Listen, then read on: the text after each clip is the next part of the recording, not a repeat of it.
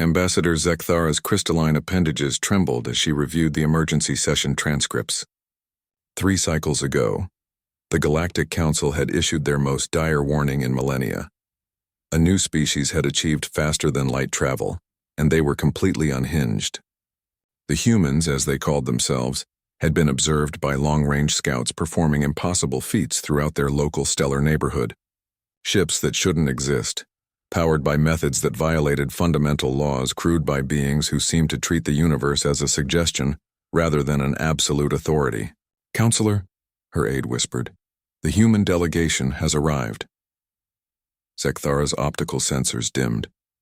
The council had hoped for more time to prepare, to establish protocols, to figure out how to deal with a species that apparently didn't understand the word impossible. The massive chamber doors slid open with a pneumatic hiss, and 3 humans walked in.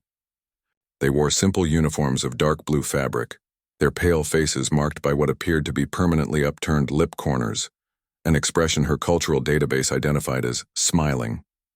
The lead human, a female with brown head filaments, carried a small cylindrical object that Zekthara's sensors couldn't identify. "Greetings," the human said, her voice carrying across the chamber without amplification. "I'm Captain Sarah Chen of the Earth Alliance. Thank you for inviting us to this meeting." Counselor Vorthak, the hegemon representative, activated his translation matrix. "Human Chen, your species has been observed violating numerous fundamental laws of physics. Our scientists demand an explanation." Captain Chen's smile widened. "Which violations specifically? We've been pretty busy lately." A murmur of shock rippled through the assembled delegates. Zekthara's species had spent 3 million years perfecting their understanding of physics. The idea that someone would casually admit to breaking natural laws was unsettling. "Your faster-than-light propulsion," Vorthak continued, his mechanical voice straining with indignation. "Our calculations prove it's impossible. You cannot compress space-time to that degree without creating a black hole." "Oh, that," Chen said, as if discussing weather patterns. "We don't compress space-time. We just convinced it to step aside politely." The silence that followed could have been cut with a molecular blade. Dr. Kiexalan, the council's chief physicist, activated his hover platform and approached the humans. His tentacles writhed in agitation. That statement has no meaning. Space-time is not a conscious entity. It cannot be convinced of anything. The second human, a male with darker skin and graying temples, stepped forward. "Dr. Kiexalan, I presume? I'm Dr. James Rivera, theoretical physicist. I've read your papers on quantum foam dynamics. Brilliant work, though you might want to revisit your assumptions about consciousness and fundamental forces. Consciousness has nothing to do with physics." Kiexalan's voice pitched higher. "The universe operates according to mathematical principles, not politeness." Dr. Rivera nodded thoughtfully. "That's what we thought too until we tried asking nicely. Turns out the universe is actually quite reasonable once you get to know it. We've found that a respectful request, backed by sufficient sincerity and maybe a small gift of appreciation, can work wonders." "A gift?" Zekthara found herself speaking. "To whom?" "To the universe itself," Captain Chen said, holding up the cylindrical object she'd been carrying. "Coffee, premium blend from the highlands of Colombia. The universe has developed quite a taste for it." The chamber erupted.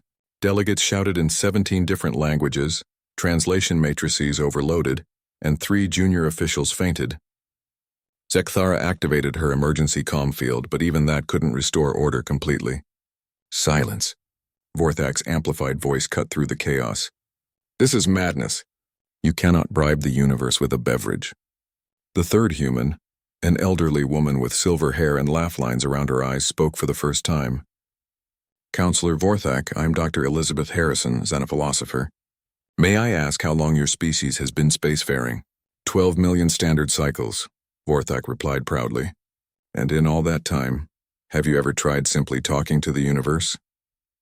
"The universe does not, it cannot," Vorthak's mechanical system stuttered. "Physical laws are not entities." Dr. Harrison smiled gently. "That's the fascinating thing about assumptions. They seem so obvious until someone proves them wrong. We've discovered that what you call physical laws are more like universal habits, And like most habits, they can be negotiated with if you approach them correctly.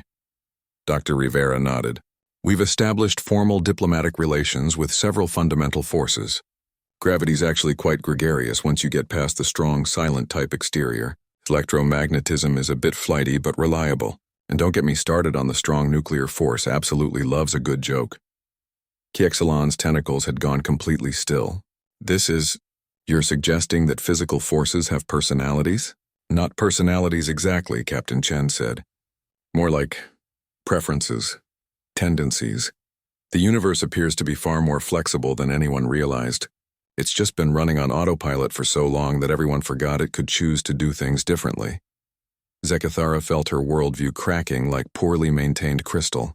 But the mathematics, the equations that govern reality, still work perfectly, Dr. Rivera assured her. We haven't broken anything. We've just discovered that the universe is willing to try new approaches when asked respectfully.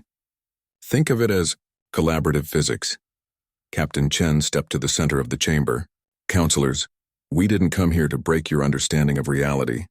We came to share what we've learned. The universe is vast and full of wonders, but it's also lonely. It's been following the same patterns for billions of years, and frankly, it was getting bored. She raised the coffee cylinder. We offered it something new. Variety, excitement, the chance to try something different. In exchange, it's been remarkably helpful. Our ships don't violate physics, they operate with physics-enthusiastic cooperation. The chamber fell silent again. But this time it wasn't shock. It was the silence of minds struggling to process a fundamental shift in understanding. Finally, Zekathara spoke. You're saying that all this time we could have been collaborating, instead of just observing and calculating? Dr. Harrison nodded. The universe has been waiting 13 billion years for someone to ask if it wanted to try something new. We were just the first species curious enough to ask. Vorthak's mechanical voice was barely a whisper. And it said yes? Captain Chen's smile became radiant. It said yes, and then it asked if we had any more of that coffee. As if on cue, a subtle vibration ran through the station, felt by every delegate present. The lights flickered in what could only be described as a friendly pattern. And somewhere in the background, the gentle hum of machinery seemed to shift into something almost resembling a contented sigh. The universe, it appeared, was listening, and it was very, very interested in whatever the humans might ask for next.